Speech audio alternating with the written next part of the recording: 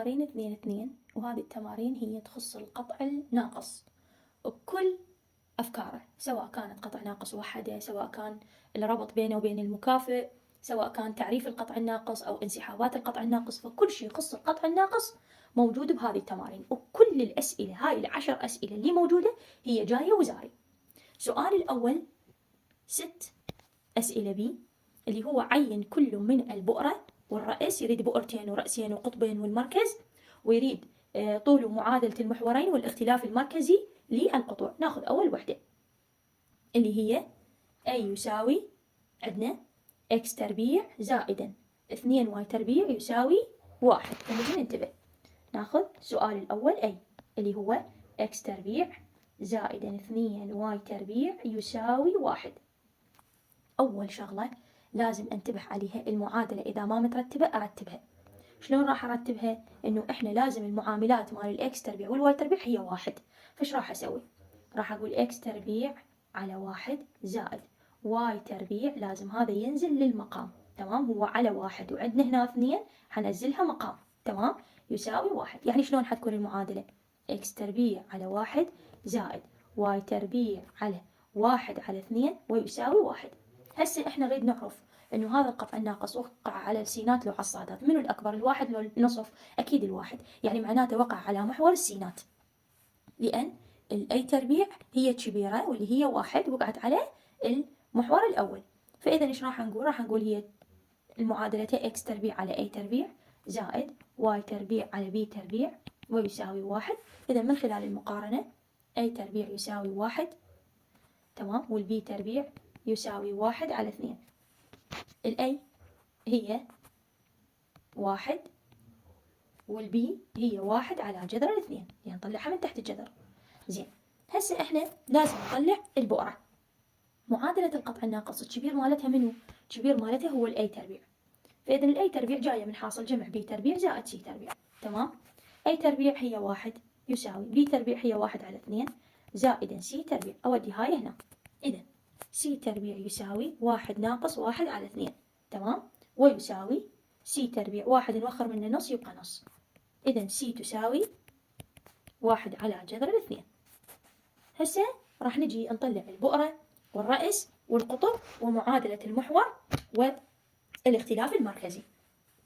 البؤرة يعني معناته الإف، وهي وقعت على محور السينات، يعني معناته موجب سالب سي وصفر. إذن موجب سالب 1 على 2 وصفر، 1 على جذر 2 وصفر.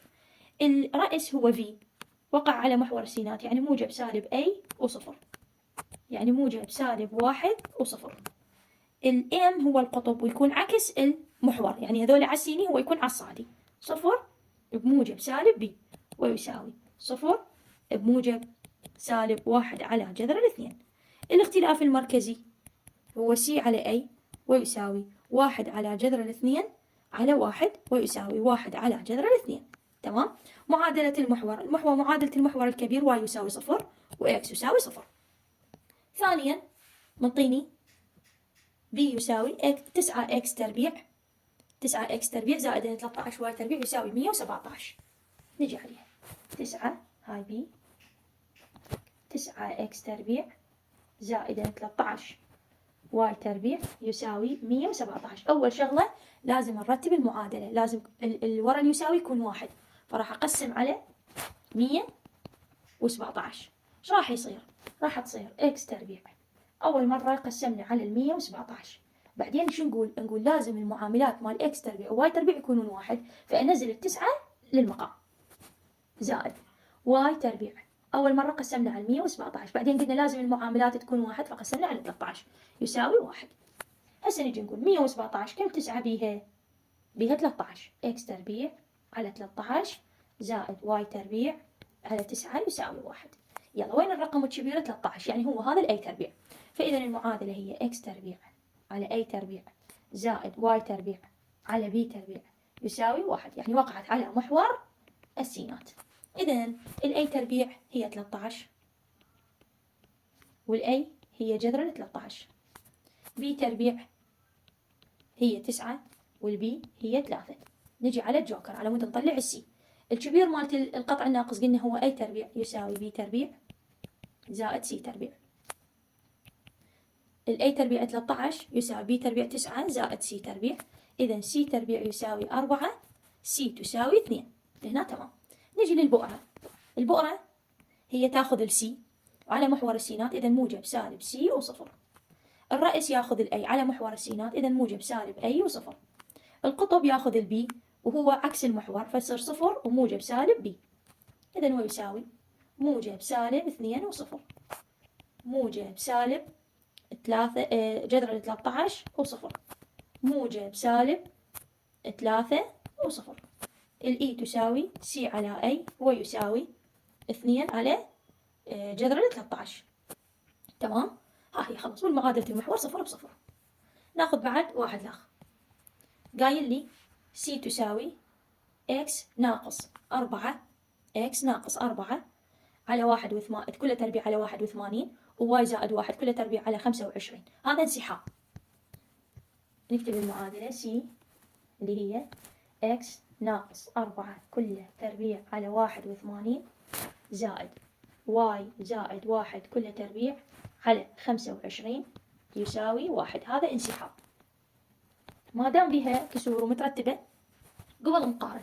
معادلة الانسحاب للقطع الناقص هي عبارة عن x ناقصا h كل تربيع على أي تربيع، لأن هاي أي تربيع. ليش؟ لأن هاي 81 هي كبيرة فخليناها أي تربيع زائد y ناقصا k كل تربيع على b تربيع ويساوي 1. إذا من خلال المعادلة وقارنا ال h يساوي 4 ال k يساوي سالب 1 ال a تربيع هي 81 وال b تربيع هي 25. تمام. إذا ال A هي 9 وال B هي 5. نجي إلى البؤرة. نروح لقانون الجوكر. A تربيع يساوي B تربيع زائدا C تربيع. A تربيع هي 81 يساوي B تربيع هي 25 زائد C تربيع. إذا C تربيع هي ايش قد؟ هي 56. تمام. إذا C تساوي 2 جذر 14. تمام. هسه نجي نروح للبؤرة. ننتبه البؤرة. قلنا الايه في البؤرة تاخذ السي. على اي محور وقعت؟ وقعت على محور السينات. تمام. وقعت على محور السينات. زين. يعني سي. وضحت؟ ما دام على السينات يعني زائد اتش وهنا كي. مرة موجب مرة سالب. فايش راح اسوي؟ F1 تاخذ الموجبة مال السي 2 جذر 14 زائدا الاتش اللي هي 4 وكي اللي هي منو الكي سالب 1. إذا حتطلع لنا ويساوي اللي هي نقدر نبقيها مثل ما هي حتى لا تجمع وتطرح. هي ما نقدر نجمع ونطرح. والإف 2 هي سالب 2 جذر 14 زائد 4 وسالب 1. خلاص. نجي للرأس. الرأس ياخذ الأي. تمام. ياخذ الأي موجب سالب همينة على السيني زائد اتش وهنا كي. فراح أجي أقول V1 راح ياخذ الموجب أي وسالب أي. الأي احنا ايش قد عندنا إياها؟ عندنا إياها 9. فراح أجي أقول مرة موجب 9 زائد الاتش اللي هي 4 وكي اللي هي سالب 1. إذا حتطلع لنا 13 وسالب 1. V2 سالب 9 زائد 4 وسالب 1. إذا هو يساوي سالب 5 وسالب 1. نجي للقطب. القطب ياخذ منه؟ ياخذ البي ويكون عكس المحور. يعني معناته H وبي مرة زائد مرة ناقص كي.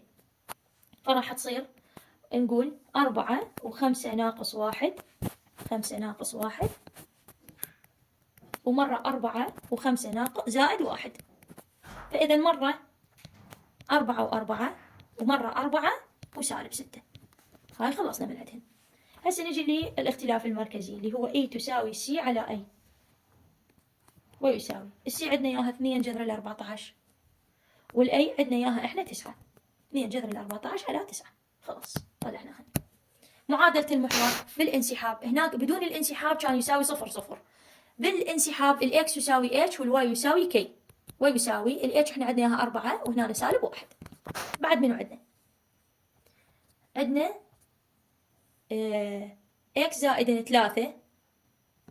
هاي نفس هاي فخلينا ناخذ هذولي نشوف هذولا. تمام. نفس الفكرة. سي نفس فكرة دي واي نفس فكرة اف. فراح اخذ وحدة من السي ووحدة من الاف. وحدة من هذولا.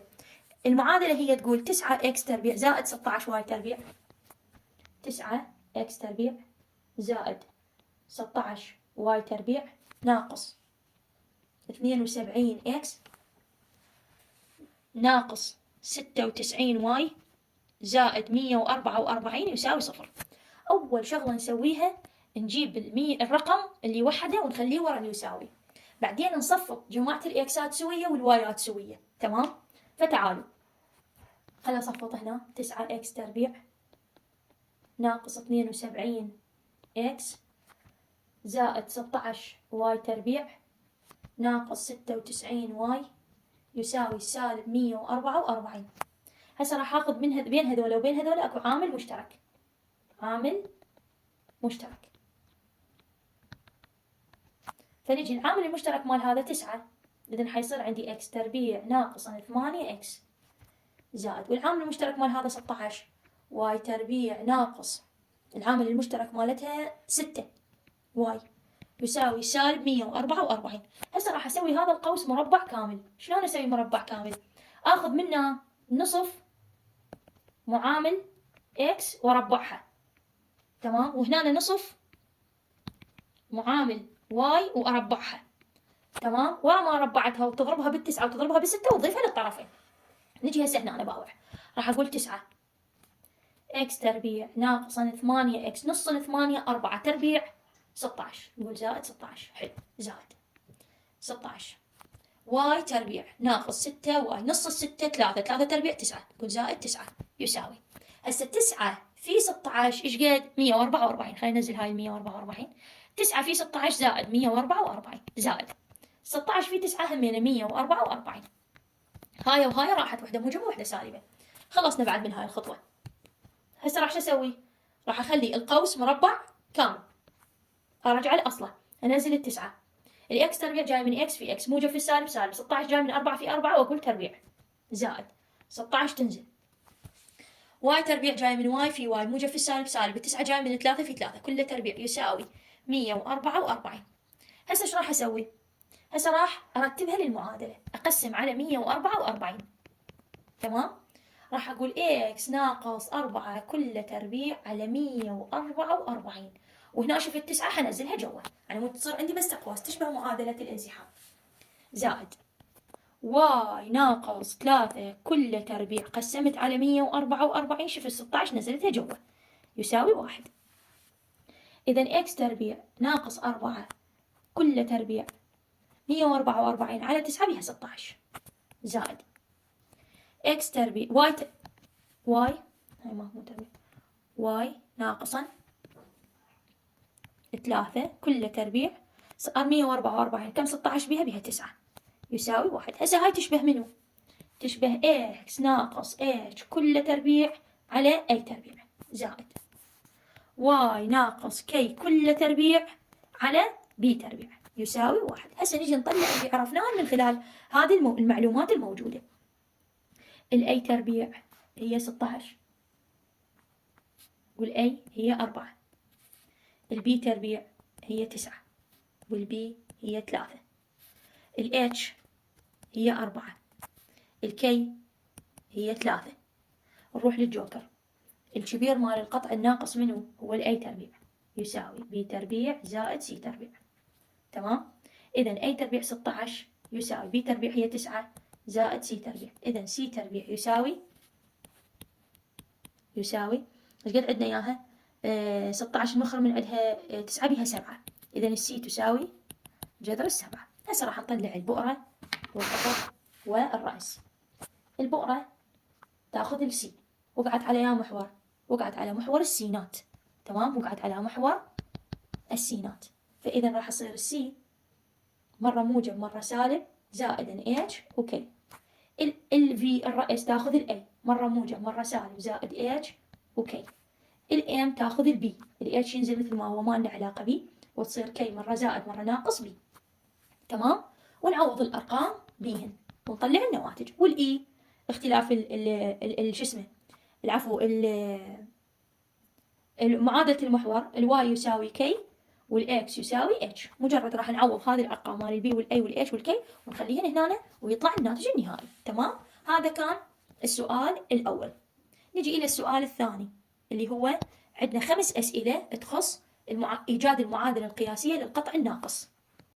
السؤال الثاني فرع ألف يقول جد معادلة القياسية للقطع الناقص الذي مركزه في نقطة الأصل في كل مما يأتي. قايل لي يابا البؤرتان هما النقطتان 5 و0 وسالب 5 و0، يعني منطيك البؤرة، وطول محور الكبير يساوي 12. زين، هسه أني لما قايل لي البؤرتان 5 و0 وسالب 5 و0 معناته سي تساوي 5، سي تربيع 25، وطول المحور الكبير يعني 2 أي، طول مالته يساوي 12، إذن الأي تساوي 6 والأي تربيع 36. إذن هسه أنت عندك أي تربيع وعندك سي تربيع، تروح للجوكر مالت القطع الناقص اللي هو من الكبير الأي تربيع، فإذن أي تربيع هو جاي عبارة عن حاصل جمع بي تربيع زائد سي تربيع. 36 يساوي بي تربيع زائد 25، إذن بي تربيع يساوي 36 نوخر منه 25 11. نكتب المعادلة. من منطيني البؤرة كان كاتب لي يعني موجب سالب 5 و0، يعني تقع على محور السينات. إذا معادلة القطع الناقص راح تكون بهذا الشكل: x تربيع على a تربيع زائد y تربيع على b تربيع ويساوي 1. x تربيع على 36 زائد y تربيع على 11 ويساوي 1. زين، نروح بعد. قايل لي يابا مثلا جد معادلة القطع الناقص الذي مركزه نقطة الأصل، تمام، والمسافة بين بؤرتيه 8 وحدات ونصف محور الصغير يساوي 3. خلينا نحل هاء. شوف الهاء راح أحلك يا هناني كلهن ونستلمهن شغلة شغلة. شوف الهاء، هاء يقول المسافة بين بؤرتيه 8. شنو يعني المسافة بين البؤرة؟ هي البؤرة مال الناقص سي، المسافة يعني 2 سي يساوي 8، إذا سي تساوي 4، سي تربيع يساوي 16. زين، حلو الوضع اللي هنا حلو. نصف محور الصغير، المحور الصغير هو 2 بي، نصف يعني 1 على 2 يساوي 3، 2 و2 يروح، إذن البي تساوي 3، بي تربيع يساوي 9، نروح للجوكر أي تربيع يساوي بي تربيع زائد سي تربيع ويساوي 16 و9 25. تمام. هنا أنا ما قايل لي هو على يا محور، مرة ناخذها على السينات مرة ناخذها على الصادات. فمرة أقول x تربيع على a تربيع زائد y تربيع على b تربيع يساوي 1، ومرة أقول x تربيع على b تربيع زائد y تربيع على a تربيع يساوي 1. مرة x تربيع على 25 زائد y تربيع على 16 يساوي 1، ومرة x تربيع على 16 زائد y تربيع على 25 يساوي 1. انتهينا من هذا السؤال. خلينا نشوف سؤال آخر. سؤال يقول مثلا دال، قايل الاختلاف المركزي هو يساوي نصف، تمام، وطول محوره الصغير 12. نجي نقول خلنا ناخذ دال.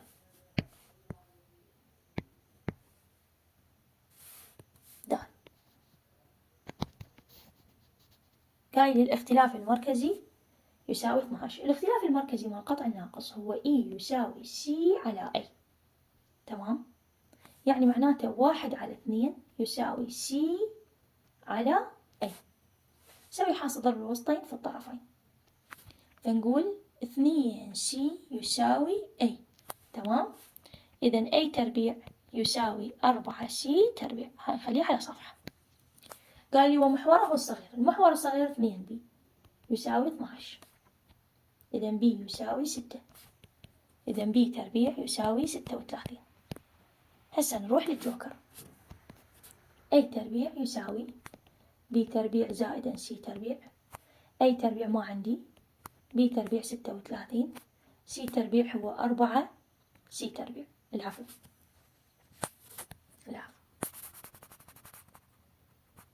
نجي هنا A تربيع هي 4 C تربيع يساوي B تربيع 36 C تربيع مع دي، أودي هاي يم هاي. إذا حصير 3 C تربيع يساوي 36. إذا C تربيع يساوي 36 تقسيم 3 إيش قد بيها؟ راح تطلع لنا 12. راح أجي أعوضها هنا،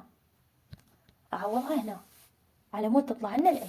إذا A تربيع يساوي 4 في 12 ويساوي 48. إذا طلعنا الأي تربيع. هسه صارت عندك أي تربيع وبي تربيع وبوجهك تروح للمعادلة. انتبه هو ايش قايل لي؟ قايل لي الاختلاف هم قايل لي هي على السينات لو على الصادات، مرة نكتبه على السيني مرة على الصادي. مرة إكس تربيع على 48 زائد واي تربيع على 36 يساوي 1، هاي على السينات. ومرة إكس تربيع على 36 زائد واي تربيع على 48 يساوي 1. زين، خلينا نشوف بعد سؤال آخر. مثلا قايل لي بالأسئلة خلينا نشوف واحدة من الأسئلة. قايل البؤرتان، هاي حليناها مال البؤرتين. خلينا نشوف لنا سؤال آخر. المسافة بين بؤرتيه 8 والمحور، هذا حلينا لها.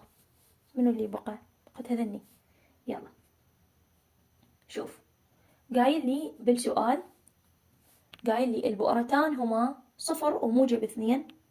تمام، 0 وموجب 2 وموجب سالب 2، ويتقاطع مع محور السينات x موجب سالب 4. تمام، يتقاطع مع محور السينات موجب سالب 4. خلينا ناخذها هذا السؤال.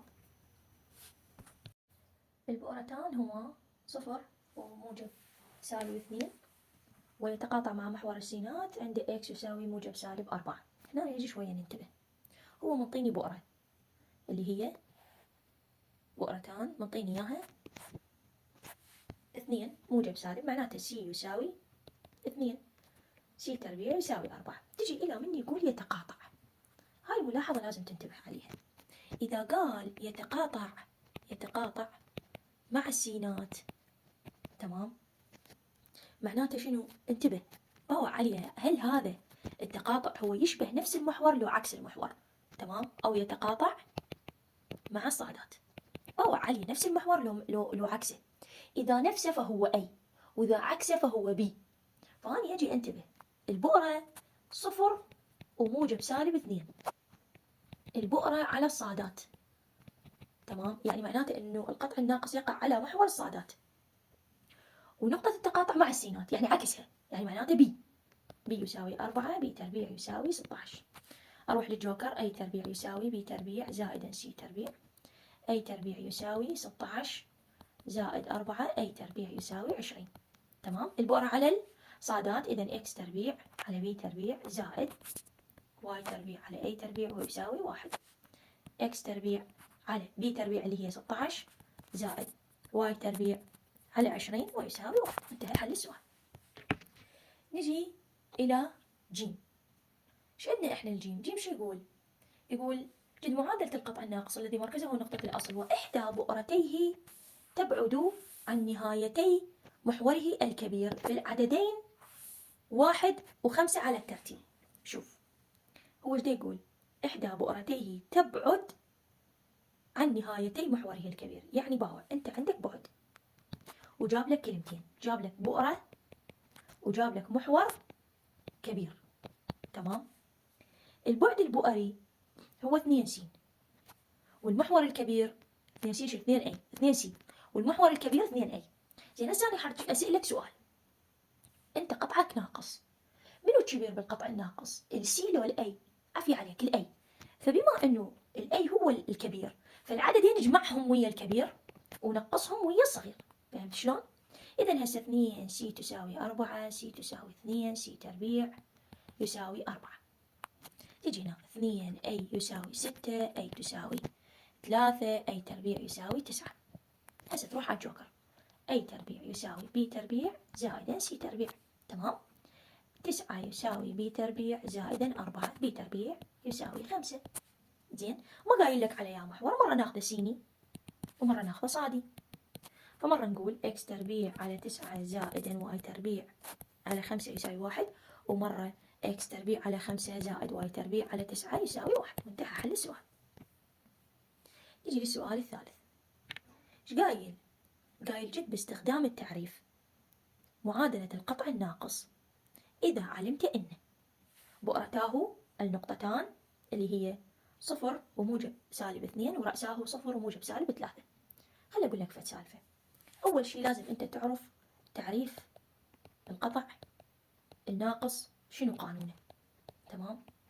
قانونه هو PF1 زائد PF2 يساوي 2A. تمام لهنا؟ تمام، هذا هو القانون. ايش منطيك هو بالسؤال؟ منطيك بؤرة، وش منطيك بعد؟ منطيك رأسان. أني من البؤرة راح استخرج سي. تمام؟ فراح أقول يابا ترى سي تساوي 2 سي تربيع يساوي 4، ومن الرأس الأي هستخرج الأي، والأي تربيع يساوي 9. لهنا الأمور طيبة. أجي أني يقول أريده باستخدام التعريف. ايش راح أسوي؟ أجي أقول تحت جذر البي اف 1 هو x2 ناقص x1 كله تربيع زائد y2 ناقص y1 كله تربيع زائدا تحت جذر x2 ناقص x1 كله تربيع زائد y1 y2 ناقص y1 كله تربيع يساوي 2a. يلا انتبه وياي. هسه أنا عندي نقطتين للبي اف 2 بي اف 1، يعني معناته أنا عندي الاف 1 صفر وموجب 2 وصفر وسالب 2. راح أجي أعوضهم بالنقط. راح أقول تحت جذر x2 اللي هي ما عندنا إياها هاي x1 صفر كله تربيع زائد y ناقصا 2 كله تربيع زائد تحت الجذر x ناقص صفر كله تربيع زائد y زائد 2 كله تربيع، لأن هي سالب والسالب صار موجب يساوي 2a. الأي 3 في 3 6. زين، هسه ايش راح أسوي؟ راح أدخل الستة. تمام، وأصفر. لا، راح أجيب هاي برا حتى للسهولة حتصير عندي. حجيب هاي برا وأقول بجذر الطرفين. أجيب هذا الجذر كله برا وأقول بجذر الطرفين بتربيع الطرفين على مود يروح الجذر. تحت الجذر إحنا عندنا أي قوس هو حرفه صفر وكله تربيع تاخذ بس الحرف تربعه، إذا إكس تربيع زائد هذا نفتحه مربع حدانية. مربع حدانية. إيش راح يصير مربع حدانية؟ راح يصير واي تربيع مربع الحد الأول إشارة الوسط 2 في الأول في الثاني زائد مربع الحد الثاني يساوي 6 ناقص، هو مو زائد حيصير ناقص تحت الجذر إكس تربيع زائد هم نفتحها مربع حدانية هذا واي تربيع زائد 4 واي زائد 4. هسه حنقول بتربيع الطرفين على مود التربيع يروح، فصار عندي إكس تربيع زائد واي تربيع ناقص 4 واي زائد 4 بدون جذر يساوي 6 ناقص إكس تربيع زائد واي تربيع زائد 4 واي زائد 4. المشابهات أرقام حروف والإشارات تحذف، فالأربعة والأربعة حتروح، واي تربيع وواي تربيع حتروح، إكس تربيع وإكس تربيع حتروح. منو اللي صفت؟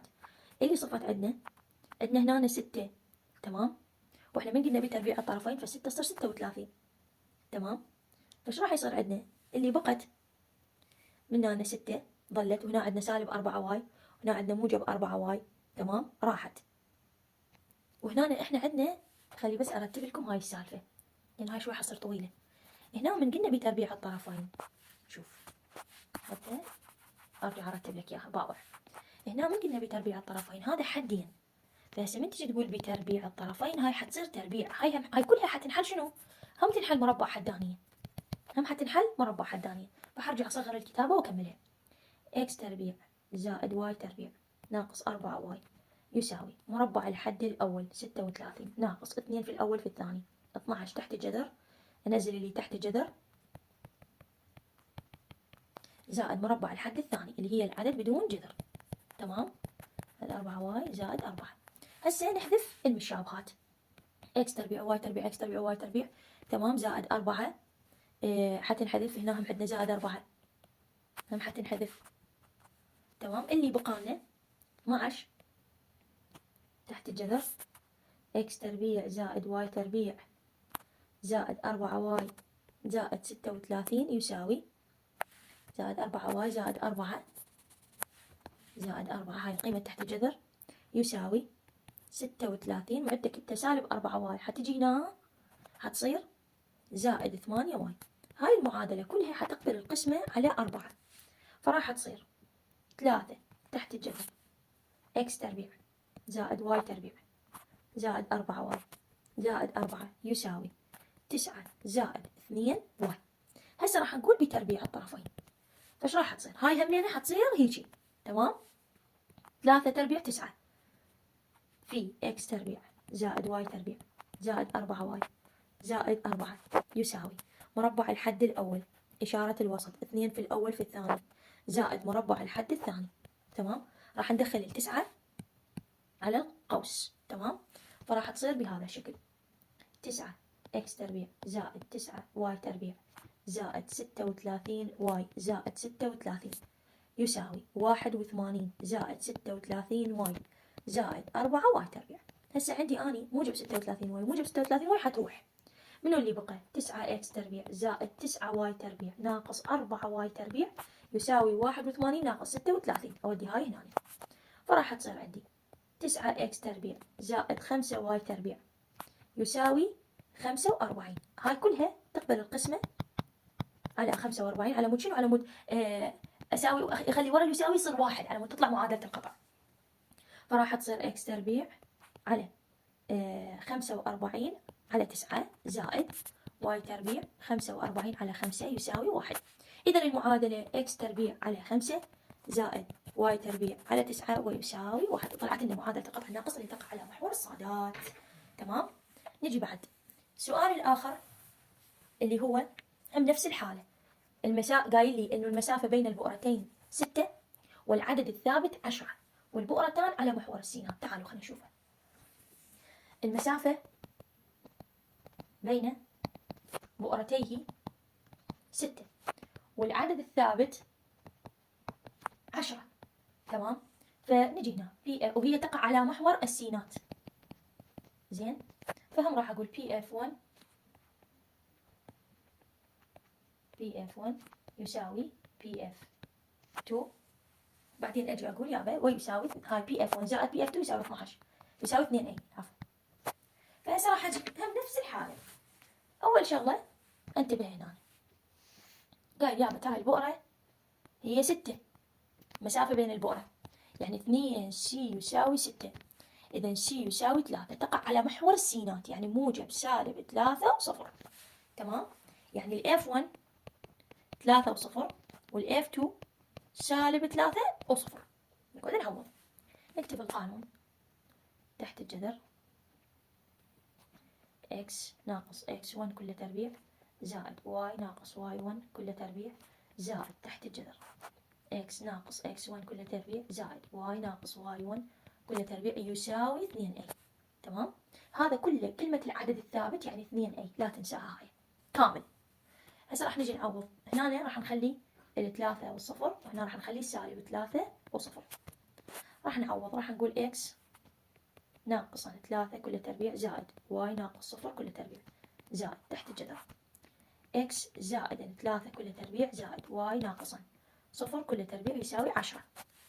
اللي القوس اللي بعدد وحرف راح ينحل بمربع حدانية، واللي بس الحرف واحدة راح يكون بس ناخذ الحرف واحدة نسوي تربيع، فراح يصير بهذا الشكل. نحل مربع حدانية اللي هي مربع الحد الأول إشارة الوسط 2 في الأول في الثاني مربع الحد الثاني زائد y تربيع، هذا كله تحت الجذر زائد تحت الجذر هنا بس بعكس الإشارة x تربيع زائد 6x زائد 9 زائد y تربيع يساوي 10. اللي راح نسويه حنجيب هذا الجذر نوديه على هذا الطرف مثل ما تعلمنا بذاك المثال، فx تربيع زائد 6x زائد 9 زائد y تربيع تحت الجذر طبعا يساوي 10 ناقص تحت الجذر x تربيع زائد 6x زائد 9 زائد y تربيع. راح نقول بتربيع الطرفين، وهاي حتصير كلها تربيع، فنقول بتربيع الطرفين. راح أجي هاي حتطير الجذر مالتها x تربيع زائد 6x زائد 9 زائد y تربيع مربع 100 مربع الحد الأول ناقص 2 في الأول في الثاني 20 تحت الجذر x تربيع زائد 6x زائد 9 زائد y تربيع زائد مربع الحد الثاني إكس تربيع زائد 6x زائد 9 زائد y تربيع. هسه إيش راح نسوي؟ هسه راح نشوف المشابهات، راح نوخرهن من هالطرف ومن هالطرف. إكس تربيع وإكس تربيع حتروح، واي تربيع وواي تربيع حتروح، 9 و9 حتروح، تمام؟ فاللي حتصفى منو؟ حيصفى بهذا الطرف راح تكون عندنا 20 تحت الجذر، ننزلها إكس تربيع زائد 6x زائد 9 زائد واي تربيع، تمام؟ وهنا عندنا واي يساوي 100 زائدا 12 إكس، لأن إحنا عندنا هنا موجب 6x وموجب 6x، تمام؟ فراح تصير عندنا 12 هنا سالب، هنا سالب ما ننساها، فهاي حتجي هنا فحتصير موجب. بعدين راح نقول بتربيع الطرفين، هسه هم راح نقول بتربيع الطرفين حتى نتخلص من الجذر، وهم هاي ما ننسى هاي حتصير قوس وفوقها تربيع، فراح تصير 40. خلينا نقسمه قبل ما نرفعها على مود الأرقام تصير أسهل، اللي هي الاثنين والمية، 12 والمية والعشرين كلها تقبل القسمة على 4. خلينا نقسمها على 4 على مود تتبسط أكثر. حتصير 5 تحت الجذر إكس تربيع زائد 6x زائد 9 زائد واي تربيع يساوي 25 زائدا 3x. هسه حنقول بتربيع الطرفين، هاي هم حتصير قوس وفوقها تربيع 25، وهاي حتروح تصير إكس تربيع زائد 6x زائد 9 زائد واي تربيع يساوي مربع الحد الأول إشارة الوسط 2 في الأول في الثاني زائد مربع الحد الثاني. حتدخل 25 على القوس، فراح تصير 25 إكس تربيع زائد 150 إكس زائد 225 زائد 25 واي تربيع يساوي 625 زائد 150 إكس زائد 9 إكس تربيع. هسه عندنا 150 إكس و150 إكس راحت، تمام؟ فاللي بقت 25 إكس تربيع زائد 25 واي تربيع ناقص 9 إكس تربيع يساوي 625 ناقص 225 حتصير 400. ف وهاي وهاي هم بيناتهن، فراح تصير 16 إكس تربيع زائد 25 واي تربيع يساوي 400. أقسم على 400 على 400، فراح تصير عندي إكس تربيع على 400 على 16 زائد واي تربيع على 400 على 25 ويساوي 1. إذا المعادلة إكس تربيع على 25 زائد واي تربيع على 16 ويساوي 1، تمام؟ حل السؤال. السؤال الرابع يقول جد معادلة القطع الناقص اللي مركزه نقطة الأصل وإحدى بؤرتيه هي بؤرة القطع المكافئ. ما دام قال بما أنه بؤرة الناقص هي نفسها بؤرة المكافئ، إذا معناه البي اللي من المكافئ راح نجيبها هي نفسها السي للقطع الناقص. فتعالوا خلينا نشتغل على المكافئ حتى نطلع البي. راح نقول واي تربيع يساوي زائدا 8x يساوي 0، نرتبها. واي تربيع يساوي سالب 8x تشبه واي تربيع يساوي سالب 4px، إذا 4p يساوي 8، إذا p يساوي 2، إذا c يساوي 2، إذا c تربيع يساوي 4. طلعنا مقدار c تربيع من هذه المعلومة، علما أن القطع الناقص يمر بالنقطة. أنا راح أجي أنتبه بما أنه قطع ويمر بنقطة، إذا النقطة تعوض بمعادلة القطع. المكافئ بما أنه بؤرته هي نفسها بؤرة الناقص، فوين ما راح يوقع المكافئ راح يوقع الناقص. يعني شنو؟ يعني المكافئ وقع على المحور السيني، إذا الناقص هم راح يكون على المحور السيني، فراح نجي نكتب معادلة القطع الناقص التي تقع على محور السينات اللي هي إكس تربيع على أي تربيع زائد واي تربيع على بي تربيع يساوي 1. راح نعوض النقطة اللي هي 2 وجذر 3 وجذر 3 بالمعادلة، هاي بمكان الإكس وهاي بمكان الواي، فراح أصير 2 جذر 3 كله تربيع على أي تربيع زائد واي تربيع اللي هي جذر 3 تربيع على بي تربيع، جذر 3 تربيع على بي تربيع يساوي 1. هسه ايش راح يصير؟ 2 جذر 3 تربيع هي 4 في 3 12 على أي تربيع زائد 3 على بي تربيع يساوي 1. هسه ايش راح نسوي؟ راح نجي لي المعادلة راح تكون بهذا الشكل. احنا عندنا هذه المعادلة راح نسويها طريقة الفراشة الموحد المقامات، نقول يساوي 1. فهاي حتنضرب بهاي، وهاي حتنضرب بهاي، وهاي حتنضرب بهاي. تمام؟ راح تصير 12 بي تربيع زائدا 3 اي تربيع، تمام، على اي تربيع في بي تربيع يساوي 1. زي حاصل ضرب الوسطين في الطرفين. إذا حصير 12 بي تربيع زائدا 3 اي تربيع يساوي اي تربيع بي تربيع. هنا الأمور تمام. هسه راح نروح وين؟ هاي معادلة رقم 1. زين، نجي هسه للجوكر. الجوكر هو منو؟ هو اي تربيع زائد بي تربيع. نجي هنا اي تربيع يساوي بي تربيع زائد سي تربيع. شقد احنا عندنا سي 2 تربيع 4، انزلها اي تربيع يساوي بي تربيع زائد 4. هاي معادلة فرعية. حشيلها وين اخليها؟ خليها هنا بمكان كل اي تربيع تخلي بي تربيع زائد 4.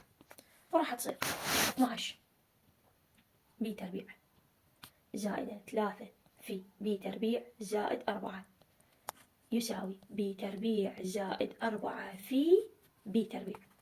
حتدخل البي تربيع وحتدخل الثلاثة. 12 بي تربيع زائد 3 بي تربيع زائدا 12 يساوي بي أس 4. تمام، بي أس 4 زائد 4 بي تربيع. هنا تمام. هسه 12 بي تربيع ناقص 4 بي تربيع، راح نجيب المشابه يم المشابه. راح يطلع لنا عندنا 12 بي تربيع و3 بي تربيع 15 بي تربيع، نوخر منها 4 بي تربيع. تمام، حتصير عندنا 11 بي تربيع، وهنا عندنا بي أس 4 أخليها هي بالبداية، فراح يصير ناقص 11 بي تربيع ناقص 12 يساوي 0. نحله بالتجربة. ايش راح تصير؟ بي تربيع جاية بي أس 4 العفو جاية من بي تربيع في بي تربيع. سالب في الموجب سالب، سالب في السالب موجب. 12 جاية من 1 في 12 على مود لما نطرح يصير 11. فإذا إما بي تربيع ناقص 1 يساوي 0، إذا بي تربيع يساوي 1. تمام، هاي هنا زائد حتكون، وهنا الناقص على مود يصير سالب 11. هنا الناقص، فهاي تهمل لأن ما يصير بالتربيع سالب، فهاي تهمل. حتنخذ هاي بي تربيع ناقصا 12 يساوي 0. إذا بي تربيع طلعت لنا 12. هسه احنا عندنا بي تربيع وعندنا سي تربيع، نروح نطلع الاي تربيع. تمام، الاي تربيع هي بي تربيع زائد 4، نقدر نعوضها بهاي. فإذا الاي تربيع يساوي 12 زائد 4 ويساوي 16. نكتب معادلة القطع الناقص التي تقع على محور السينات. احنا كتبنا المعادلة فوق، يعني معناتها حتصير اكس تربيع على 16 زائد واي تربيع على 12 يساوي 1. طلعت المعادلة. نجي لهذا السؤال. سؤال يقول جد معادلة القطع الناقص الذي مركزه نقطة الأصل وبؤرتاه على محور السينات، وهذا القطع يمر بهالنقطتين. تمام، شلون راح نحله؟ أول مرة نقول القطع يمر بالنقطتين اللي هي 3 و4 و6 و2. تمام، وهو يقع على محور السينات. أول شيء اكتب المعادلة. تمام، إكس تربيع على أي تربيع زائد واي تربيع على بي تربيع يساوي 1. مرة نعوض 3 و4 ومرة نعوض 6 و2. فهسه راح نعوض 3 و4، هاي بمكان الإكس وهاي بمكان الواي. تمام، فايش راح يصير؟ الإكس تربيع يعني 9 على أي تربيع زائد 16 بي تربيع يساوي 1. تمام، هسه هاي معادلة خلصنا منها. نجي هسه نعوض 6 و2. فايش راح يصير؟ 36 أي تربيع زائد 4 بي تربيع يساوي 1. تمام، فايش راح نسوي؟ راح نطلع معادلتين. المعادلة الأولى مثل ما نعرف نسوي هيج طريقة الفراشة. تمام، وهاي هم نفس الحالة نسويها كطريقة فراشة ونطلع معادلتين. المعادلة الأولى اللي هي 9 بي تربيع زائد 16 A تربيع يساوي A تربيع B تربيع. هاي معادلة رقم 1. معادلة رقم 2 36 B تربيع زائد 4 A تربيع يساوي A تربيع B تربيع. هسه راح نحلها بالحذف. شلون نحلها بالحذف؟ نضرب المعادلة الأولى في 4، تمام، ونقول بالطرح. نضرب المعادلة الأولى في 4 ونقول بالطرح. من نقول بالطرح الإشارة مال المعادلة الثانية كلها تتغير، هاي يصير بالسالب، هاي يصير سالب، وهاي يصير سالب، وهاي من حتنضرب حتصير 36. فإذا هاي حتروح، يعني حتتشابه، تمام. فايش راح يصير؟ وهاي حتصير 4، هاي حتصير 4 أي تربيع، و16 في 4 حيصير 36، يعني حتنضرب في 4. هاي حتروح 36 نوخر من عندها 16 في 4 64، مو 36 64، تمام. فلما حنجي ايش راح تطلع لنا؟ 60 أي تربيع يساوي 4 ناقص أي تربيع بي تربيع، حصير 3 أي تربيع بي تربيع. عندنا الأي تربيع حتروح، فراح يصير عندي 60 يساوي 3 بي تربيع، تمام. أقدر أقسمها، إي نعم أقدر أقسمها على 3، فبي تربيع يساوي 20. طلعنا قيمة البي تربيع. عوضها بأي معادلة؟ خلينا نعوضها بواحد، نعوضها بواحد قبل الضرب. فراح يصير 9 في 20 زائد 16 أي تربيع يساوي أي تربيع بي تربيع. 9 في 20 180 زائد 16 أي تربيع يساوي أي تربيع بي تربيع، اللي هي هم 20. 180 زائد 16 أي تربيع زائد 20 أي تربيع، نودي هاي هنا. 180 يساوي راح ايش قد يطلع لنا 4 أي تربيع، لأن 20 ناخذ من 16 4، إذا الأي تربيع طلعت لنا 45. فهي على محور على السينات، إذا إكس تربيع على 45 زائد واي تربيع على 20 يساوي 1. خلصنا منه. سؤال آخر، تمام. السؤال يقول جد معادلة القطع الناقص الذي مركزه نقطة الأصل وبؤرتاه نقطتا تقاطع المنحني. منطيني نقطة تقاطع منحني على محور الصادات ويمس دليل القطع المكافئ. شوية هاي انتبه عليها، هذا السؤال يعتبر من الأسئلة المهمة، تمام. اللي يقول البؤرة هي نقطة تقاطع المنحني مع محور الصادات. فإحنا من يقول لي نقطة تقاطع منحني؟ خلينا نجي نكتب الملاحظة. نقطة تقاطع منحني، نقطة تقاطع المنحني ينطيك معادلة. إذا قايل على السينات فالواي شكو واي بالمعادلة صفره، وإذا قايل على الصادات شكو إكس بالمعادلة صفره. المعادلة اللي كانت بالسؤال هي إكس تربيع زائد واي تربيع ناقص 3 إكس يساوي 16. قايل لي نقطة تقاطع المنحني على الصادات، تمام، وقايل بؤرتا الناقص هما نقطتا تقاطع المنحني على الصادات. فأنا راح أصفر الإكس، شكو إكس أصفرها، فتصير 0 زائد واي تربيع ناقص 3 في 0 0 يساوي 16.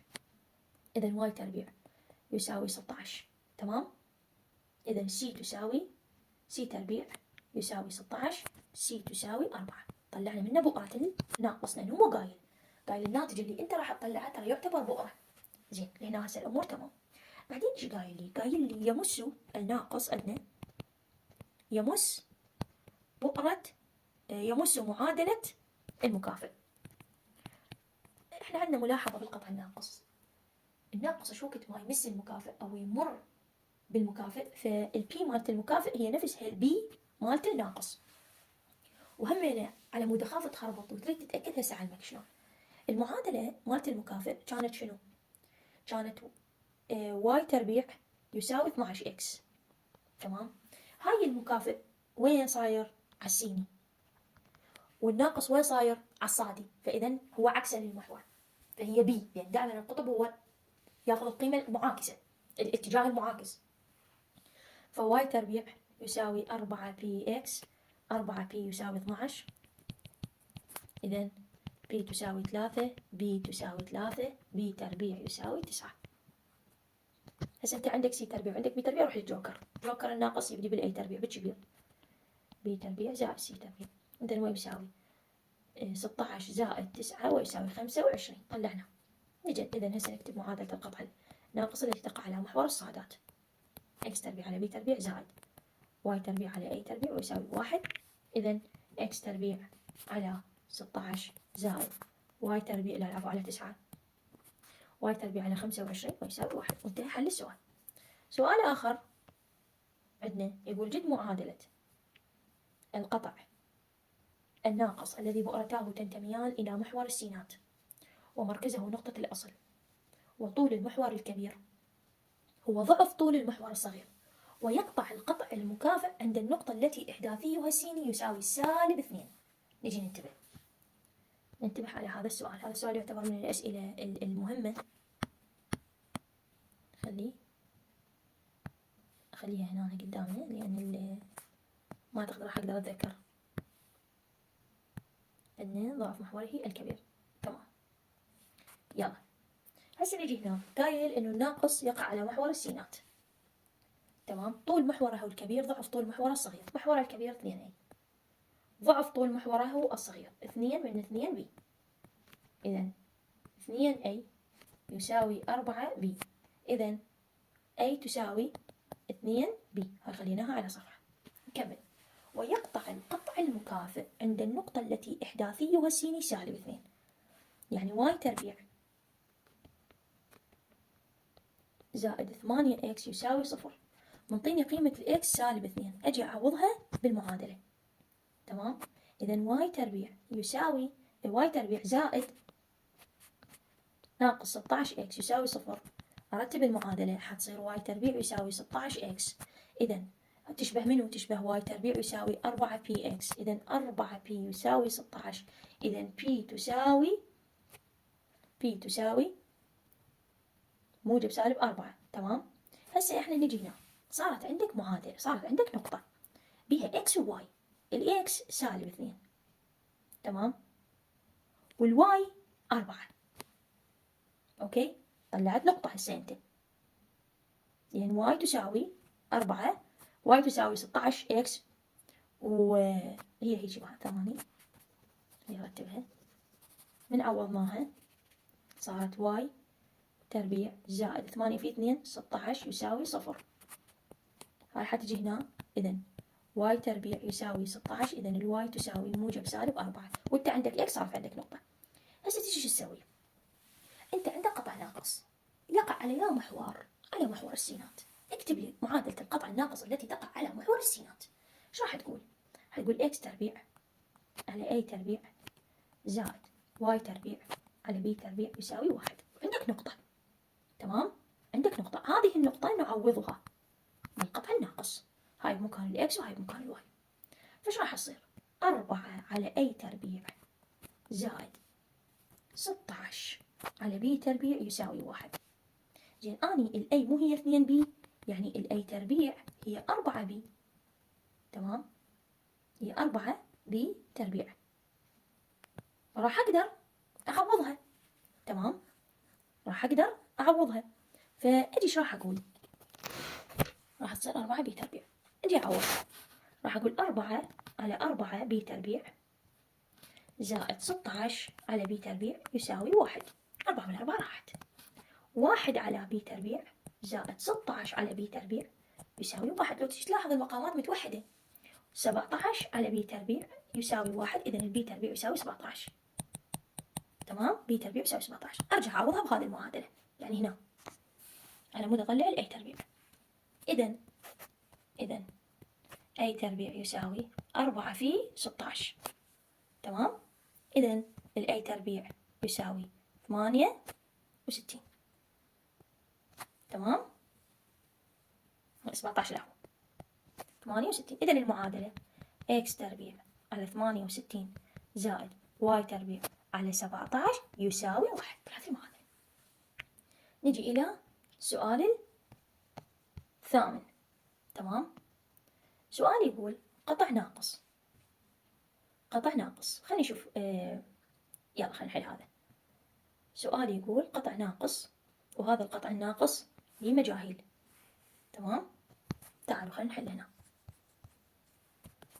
ناخذ السؤال، لا مو هذا، هي هذا السؤال الثاني.